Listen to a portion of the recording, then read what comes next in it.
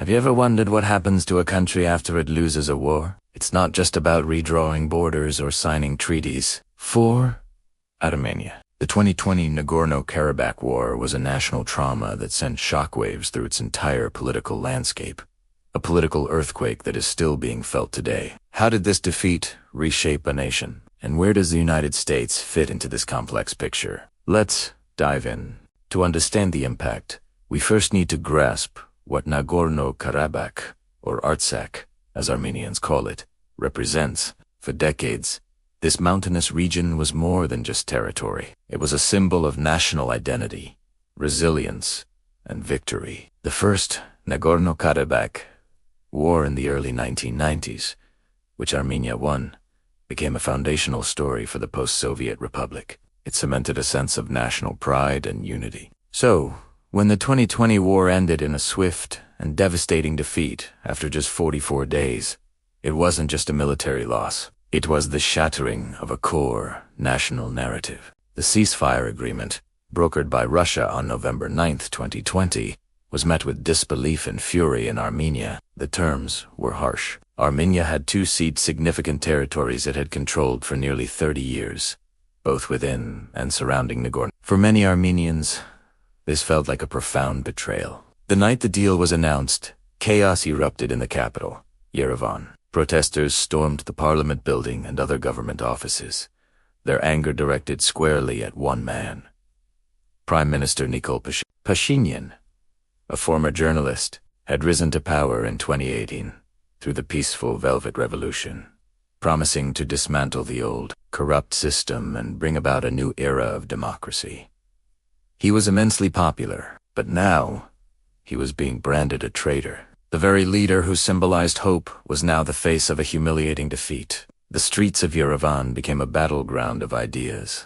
On one side were those demanding his immediate resignation, chanting Nikol, the traitor. On the other were his supporters, who argued that he was forced into an impossible situation, that the alternative was the complete loss of Nagorno-Karabakh and even greater casualties. This schism split Armenian society down the middle. Families, friends, and communities were divided. The political opposition, largely composed of the pre-revolutionary establishment that Pashinyan had ousted, saw an opportunity. Te Formid, Te Homeland, Salvation Movement, a coalition of parties demanding a new government. They organized rallies, blocked streets, and called for civil disobedience. They argued that Pashinyan's leadership had failed the nation and that he had no moral authority left to govern. For months, Armenia was in a state of political paralysis. The government was trying to manage the massive humanitarian crises of tens of thousands of displaced people from Artsakh, while simultaneously fending off relentless political attacks. The pressure was immense. Even the Armenian military's top brass issued a statement calling for Pashinyan's resignation, a move he condemned as an attempted coup. It was a tense standoff that pushed Armenia's young democracy to the brink. So, why didn't Pashinyan's government collapse? A few key factors were at play. First, despite the anger, the opposition failed to present a single, charismatic leader who could unite the anti-Pashinyan camp. Many of the figures leading the protests were from the old guard, whom many Armenians still associated with the corruption and stagnation that the Velvet Revolution had sought to overthrow. For them, it was a choice between a leader they felt had failed them in war and a political class they felt had failed them for decades in peace. Pashinyan, for his part, took a massive gamble. To break the political deadlock, he called for snap parliamentary elections in June 2021. This was his way of taking the question directly to the people. Do you still want me to lead? It was a risky move. Pundits were divided, and the outcome was far from certain. The campaign was one of the most polarized and bitter in Armenia's history, filled with vitriolic rhetoric. It was essentially a referendum on the war and Pashinyan's role in it. The result was stunning. Pashinyan's Civil Contract Party won a landslide victory, securing over 53% of the vote and a clear majority in parliament. The people had spoken. While many were still heartbroken and angry over the war's outcome, the majority chose to stick with Pashinyan over the old establishment. The verdict seemed to be, "We hold you responsible." but we trust you more than the alternative. It was a powerful, if complicated, mandate. It showed that while the defeat was a national tragedy, the desire to move forward and avoid a return to the past was even stronger. Now, let's talk about the U.S. role in all of this. During and after the 2020 war, the United States' position was primarily focused on diplomacy and humanitarian aid. It wasn't a direct military player like Russia or Turkey. Washington repeatedly called for an immediate cessation of hostilities and a return to negotiations under the framework of the OSCE Minsk Group, which the U.S. co-chairs with France and Russia. This group had been the primary international body mediating the conflict for decades. Once the fighting stopped, the U.S. focus shifted to the humanitarian catastrophe. The U.S. government, through agencies like USAID, provided millions of dollars in aid to support those displaced by the conflict. This assistance included food, shelter, healthcare, and psychological support for thousands of families who had lost their homes and livelihoods. American officials also consistently advocated for the establishment of humanitarian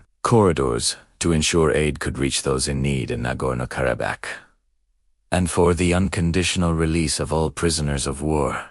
Politically, the U.S. walked a fine line. It supported Armenia's democratic institutions and urged for the political crisis to be resolved peacefully and through constitutional means. When the military called for Pashinyan's resignation, the U.S. State Department was quick to issue a statement warning against any attempts to disrupt the democratic order. The U.S. was essentially trying to be a stabilizing force, encouraging dialogue and democratic processes while avoiding taking sides in the heated domestic political struggle. However, the geopolitical reality is complex. Armenia has historically been in Russia's security orbit, hosting a Russian military base and being a member of the Russia-led CSTO security alliance. The 2020 war and its aftermath revealed the limits of that alliance for Armenia. This has led to a vigorous debate within Armenia about its foreign policy orientation. Some are calling for a pivot to the West, arguing that the reliance on Russia has failed and that Armenia needs to build stronger partnerships with the United States and Europe.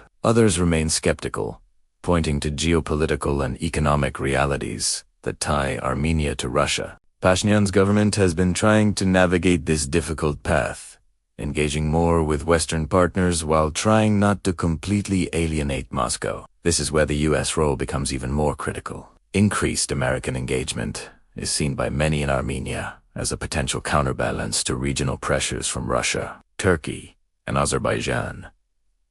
The story of post-war Armenia is far from over. The political wounds are still healing, and the geopolitical challenges are immense. The defeat in 2020 fundamentally redefined Armenian politics by shattering old myths and forcing a painful national reckoning. It triggered a deep internal crisis that tested the country's democracy. But ultimately, that democracy proved resilient. The people chose to move forward, not backward. The role of international partners like the United States in supporting Armenia's sovereignty, democracy, and humanitarian needs remains as crucial as ever as this ancient nation navigates its difficult path in a turbulent region. Thank you for watching. If you found this deep dive into Armenian politics insightful, please give this video a like and subscribe to the channel for more content that goes beyond the headlines. We'll see you in the next one.